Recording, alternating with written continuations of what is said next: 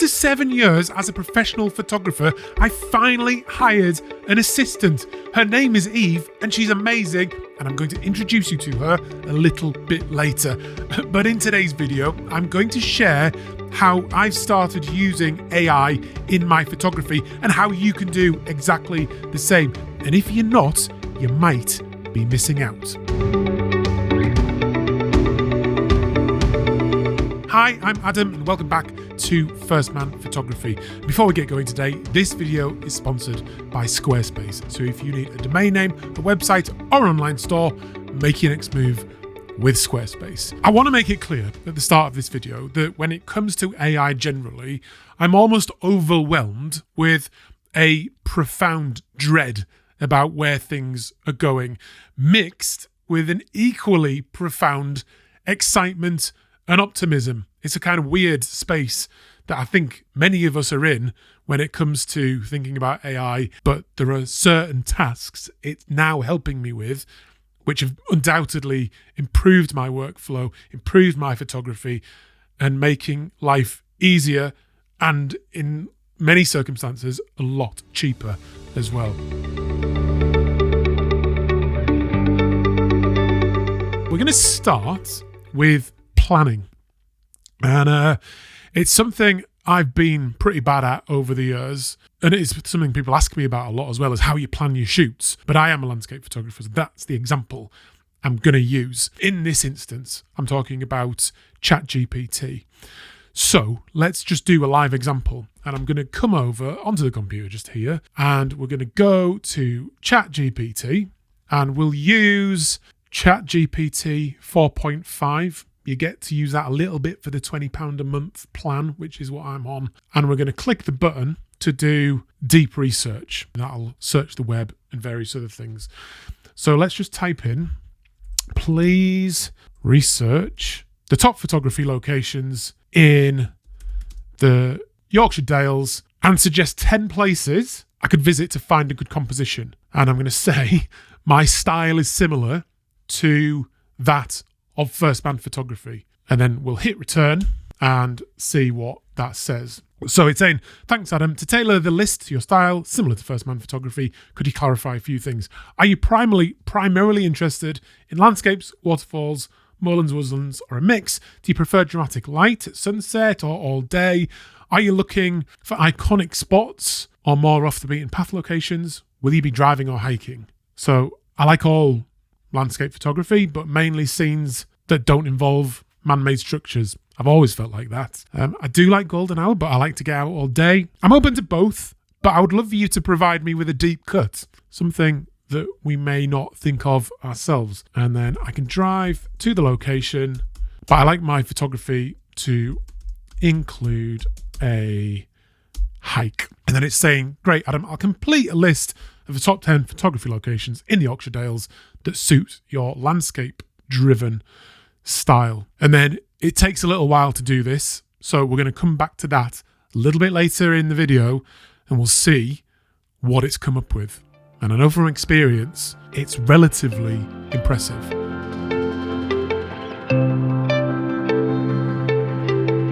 Now with the post-processing, there's loads of tools that claim to do AI now. And I suppose, strictly speaking, they're not AI. Maybe they are. I don't know the technology behind them, but they're certainly not a large language model like ChatGPT. But the thing I'm mainly using it for is for selection, because I'm not really into letting AI do my actual photography for me. I don't really like it particularly to add things to my image. I certainly don't want to be using generative AI in my photography. And I'm also a little bit unsure and skeptical about using AI to remove things as well, although I probably will use it at some point down the line. And Lightroom particularly now has some incredible tools for removing stuff. Selecting stuff used to take forever. And if we go into Lightroom and just bring up a landscape photograph, let's go with this one here. And the way I do it is create a mask, come down, and you can just very simply select sky. And then you can start making adjustments on the sky. Super, super easy. You can boost saturation. You can change the colours to suit the mood that you felt when you were there. You can also click select landscape to select the ground area. Another thing I like for a woodland image like this is the object mask.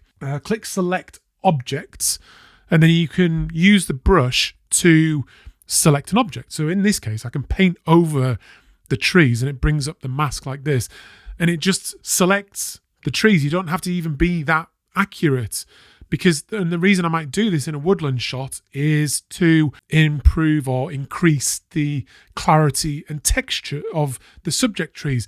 I can then drag the clarity overall down to give the image that kind of ethereal, moody woodland scene, and then I can drag the clarity on the actual trees back up really easily and really quickly using the object mask. It's super powerful and just super easy. I've talked before about AI Sora and the sort of insane images that can now create, and the speed at which it's gone from being pretty terrible to almost looking real, I think is insane. And probably another year or two, these images that these AIs create are going to look real. That's part of my sense of dread when it comes to AI, but that is what it is. I hope, at least, the human story will continue. So I'm certainly not using AI to create my images. It's still my work. One thing I would like to see with post-processing, though, is text-based editing. So you can almost act like a movie director or someone like Annie Leibovitz, who doesn't really do that much technical stuff.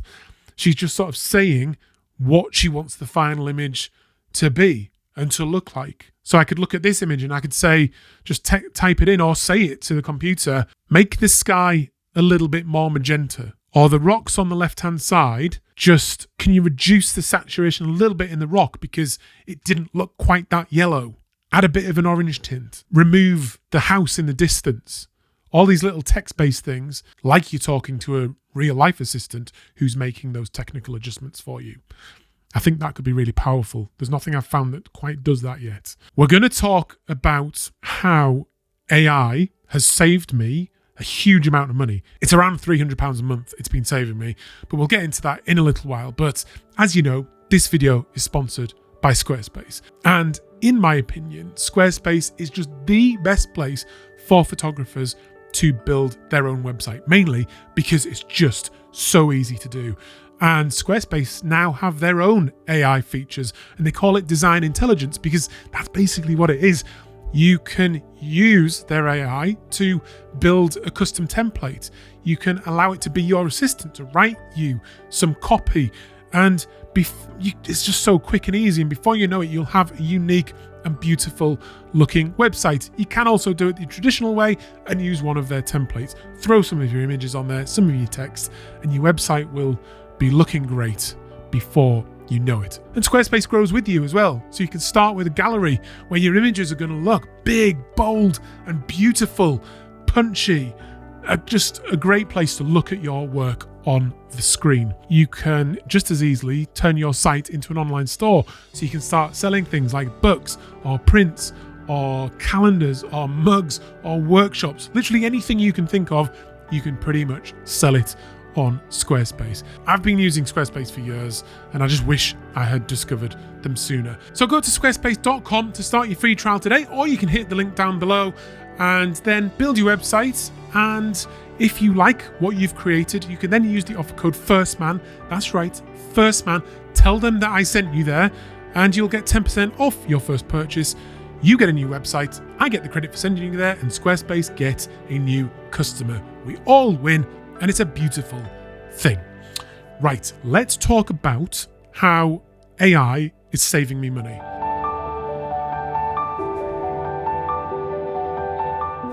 Life as a professional photographer is expensive to keep things running. You've got data storage needs. You've got just an ungodly amount of software subscriptions to keep up throughout the year. And things like your website, your Adobe stuff, which it's painful how much I've given those guys. I nearly swore then. Cloud storage is another one. Stuff like that. Backing up your work. Microsoft Office, if you're using that, because everyone uses Office. Zoom or Microsoft Teams or something to have video calls with, to make appointments and talk to people and arrange stuff. It's painful. Password managers is another one that you should be thinking about as well in this new online world that we live in. And the cost adds up so quickly. What I've been doing is starting to self-host a lot of my stuff. This is a little bit geeky, and I'm doing it on this Mac Mini that I bought. This is the base level Mac Mini. And when I started, I had absolutely no knowledge of how to do this. But by using ChatGPT and AI, it's talked me through everything step by step. And it's actually reasonably easy. I've now saved about £70 a month on running my website. I self-host my main website now because I'm doing quite a lot of extra things that you can't do elsewhere and that you're probably never going to want to do yourself. The biggest saving was £120 a month by hosting my own email list provider. So to host an email list with something like MailChimp or Aweber, the cost is astonishing when you have, say, 5,000 to 10,000 people on your subscription list, and it's costing me £120 a month. And there's no way it's getting me that back in return. No way. I'm now hosting my own in a thing called Sendy, which links in with Amazon Web Services, which is super cheap to send the same number of emails. So that's now costing me about $1 a month to send out my emails. Cloud storage, I've got rid of. So I've de-Googled my life, I've de-Appled my life, I've de-Facebooked my life. Anything, Dropbox, all of that I've got rid of. And I'm now hosting everything in my own cloud using Nextcloud. I still have offsite storage with Backblaze, which I think is good, but my sort of everyday working cloud storage is now self-hosted with Nextcloud. Like I said, it's a bit geeky. That also has an Office thing built in. But you can just get rid of Microsoft Office because you can use LibreOffice or OnlyOffice, which work on all platforms. You can download it just like a normal application. I mean, it opens all the Word documents and does exactly the same thing. So you don't need to pay your Microsoft 365 subscription. You can get rid of it. I've also self-hosted my own password manager. And most importantly, the whole point of this video is that I'm now self-hosting my own AI. And when I was younger, I always decided that if I ever get a personal AI assistant, she would be called Eve. I'm Adam, she's Eve. So let's take a little look at her. So if we come back over to my browser and we open it up, and there she is, Eve. And this is an AI model self-hosted on my computer and my server. One of the dread things that I have around AI is it is a data and privacy nightmare. The amount of data that we're giving to ChatGPT when we talk to it is astonishing. And it sucks you into thinking it's your friend, and it's not. But if you self-host your own one, your own large language model, everything's completely private. So you can tell it stuff knowing that it's not going to go any further. So it can help me with contracts and other sensitive documents like that. I can get it to proofread my book when I finally get that finished without fear of anyone else finding or stealing it.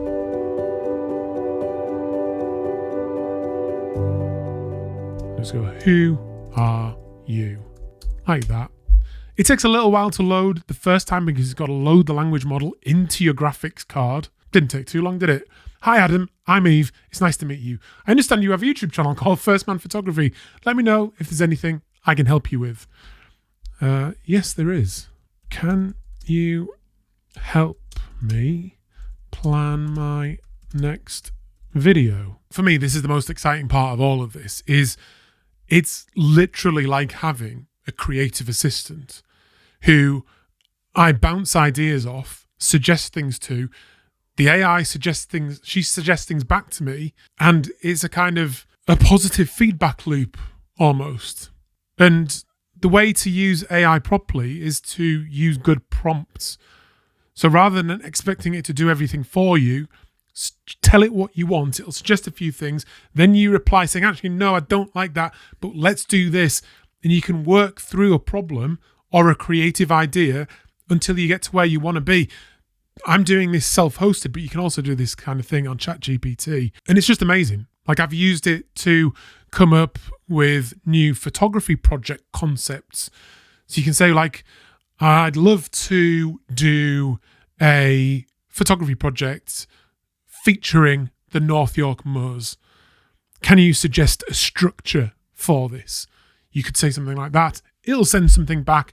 Then you start working back and forth until you get to a place where you want to be, just like it would be if you had a real life assistant. And the point is it's immediate as well. It works instantly, and you can get to that place that you want to be with a final project really, really quickly. Then you've just got to go out and shoot it yourself. Don't get the AI to create it for you.